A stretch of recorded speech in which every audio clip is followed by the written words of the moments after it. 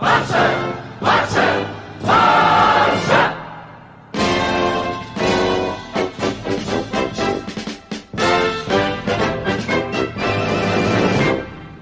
guys, welcome to Blaugrana United. Welcome to another video. And finally, we have done it! We have beaten Manchester United in the Champions League quarterfinals second leg to book our spot in the semifinals of the competition. And Jesus Christ, oh my word, that was crazy. Like, that is how you play football, you know? Like, is it so hard to do this every single game, or at least most of the games? Like, this was unreal. Oh my god, like, I don't even know what's going on right now.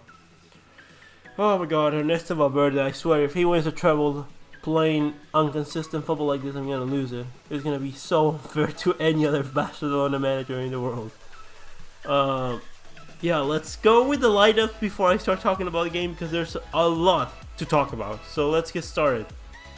Ernesto Valverde up to start with a lineup of Marc-André ter Stegen, Sergio Roberto, Gerard Piqué, Clement Lenglet, Jordi Alba, Ivan Rakitic in midfield with Sergio Busquets and Arthur, and the forward line of Felipe Coutinho, Luis Suarez, and Lionel Messi. And Ole Gunnar Solskjaer decided to go with David De Gea in net, a defensive four of Ashley Young, Phil Jones, Smalling, and Lindelof, and a midfield three of Scott McTominay, Fred, and Paul Pogba, and Lingard as the number 10, as the false 9, and the two forwards were Anthony Martial and Marcus Rashford. Now, let's talk about the game, because other than the first 5 to 7, 8 minutes or so, we had no trouble in this game at all. I give the first minutes because I think we were just trying to get settled in the game, and it's always happened with every Barcelona team that I've watched. In some games, or in most games, they have a problem trying to get settled into the game, but once they do, oh my, was this a showcase of absolute world-class football. And I'm not going to say this is the best football we've seen this season, because I think that the 6-1 against Sevilla was a little bit better, but was this the most important performance this season so far? Absolutely. Oh my god, Coutinho. Oh my god, Coutinho, to be fair, I've never said that he's a bad player. I've just said that he's been playing in the wrong position, and my opinion still stands that he's been playing in the wrong position. But today is not the day to talk about any negativity or positivity today. As you guys can tell, I am so happy because finally, we've just done it. We've made it to the semifinals. I could not have tolerated if we fell in the quarterfinals again. This was a massive relief for me. So, to start with the game, we were very dominant. We played the ball pretty fast. Like, we were distributing the ball very well. We were moving the ball with a lot of focus, with purpose. We were being vertical, and we were having long, elaborate transitions, which is always the thing that I've complained about. That, yes, we have the possession, but we have a very defensive possession most of the time, and we're not doing much with the ball because we're moving very slowly, and we cannot have positional advantage on other players on certain parts of the field if we move the ball slowly. Not today. Today, Arthur was dictating the tempo of the game, and it was absolutely fantastic for Barcelona. I want to give some standout performance in today's game.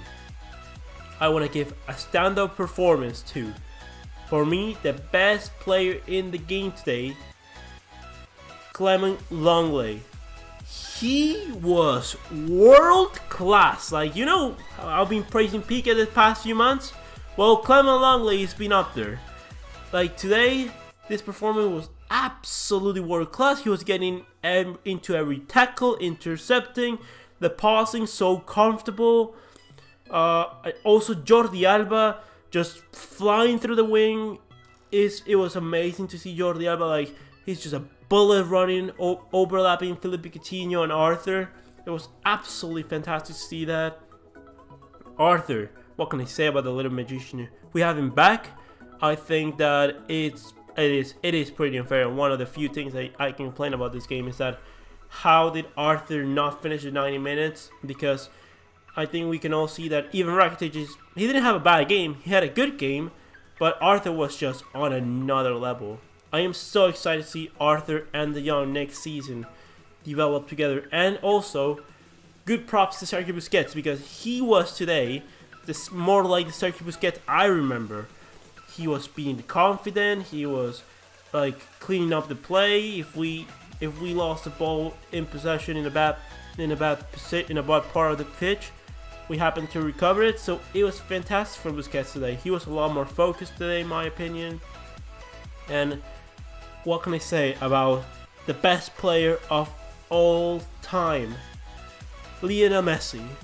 Oh my word. I don't think that he had a Messi-esque performance today.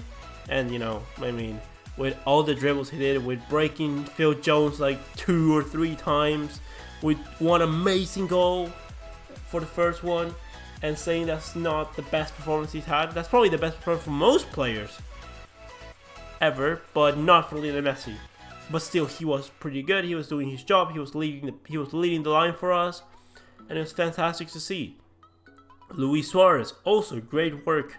Didn't score, but did so much work for us. Link up with the forwards and the midfield. It was fantastic for Luis Suarez. He's the first man to press the ball after we lose it, so it is really good to see from Luis Suarez. Philippe Coutinho, he was a lot more electric, a lot more alive. Like, he was just moving, which is what I'm asking of him. And it was really good to see that from Philippe Coutinho. But still, my stance of Philippe Coutinho is still the same one. He's not a winger. He doesn't have the characteristics of a winger. He's a midfielder, or more preferably, a number 10. We don't play with a number 10, but he can. I believe that he could do the job in the midfield for us. I think that next season, if we want to keep Coutinho, because I think that he's done enough. Like, he did enough to get a move to Barcelona from Liverpool. He did all the right things. It's his dream to come to Barcelona, and I think that he can achieve it. And I think that he was very serious this game when he celebrated. I think that we should give him a chance in midfield next season. Ernesto Valverde, give him a chance. He deserves it. Next season, 5 midfielders: Philippe Coutinho, Arthur, De Jong, Alenya, and Ricky Puig for our midfield. And maybe a little bit of Arturo Vidal. What can I say? Gerard Piqué, fantastic. Sergio Roberto, fantastic. Running down the pitch, the same as Jordi Alba, just not as good, because Jordi Alba is the best fullback this season by a country mile. No contest with Jordi Alba being the best fullback this season, especially the best left back, because no Robertson, no Trent Alexander-Arnold. There has been no one better than Jordi Alba this season. Marc-Andre ter Stegen, the few saves that he had to make, comfortable. That last save from Alexis Sanchez was fantastic, and only few goalkeepers in the world can do that save and make their team feel so uncomfortable at the back that they have a fantastic goalkeeper like that.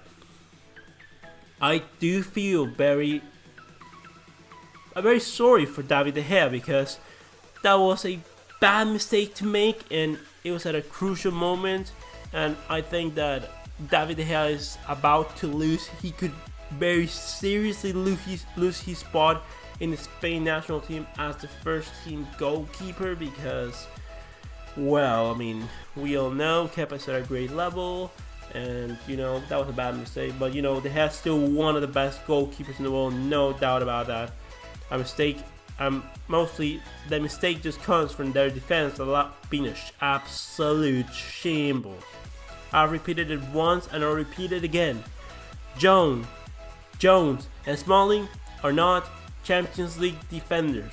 They're Europa League, and I think Young is only good for a team battling relegation in the Premier League, to be honest. Fred, I mean, there's nothing too spectacular in the game. I think the best player for Manchester United, I would say, was Fred. Kind of, he was putting energy, he was trying things, but it was not his day. Paul Pogba, the same thing. Scott McTominay, oh my word. The ref and Scott McTominay were driving me absolutely mental this game. Like, how is it that the only yellow card in the game today came from Luis Suarez complaining to the referee? Which, yes, I can understand it. It is very annoying, and Luis Suarez deserves a yellow card for that. Absolutely. But how on earth didn't at least 3 Manchester United players had a yellow card? Like, they were kicking about Messi in the first half like it was no one's business. Like, he was going to the ground, no fouls. Like, what was it? I don't know what was the ref thinking. I swear, if we had a player injured today because players were just launching tackles out of control, I would have been very pissed today. Scott McTominay, Ashley Young, Chris Smalling wasn't that bad today. Paul Pogba, he had a tackle, I believe was on Sergio Busquets, that he took him out, and he did a double foul on him, and yet he was like for 5 minutes launching like aggressive tackles left, right, and center, and not going for the ball, or at least not getting the ball. So I believe that there should have been a lot more yellow cards in the game today. And now I want to talk about the penalty decision that Felix decided against when he checked VAR. And what can I say?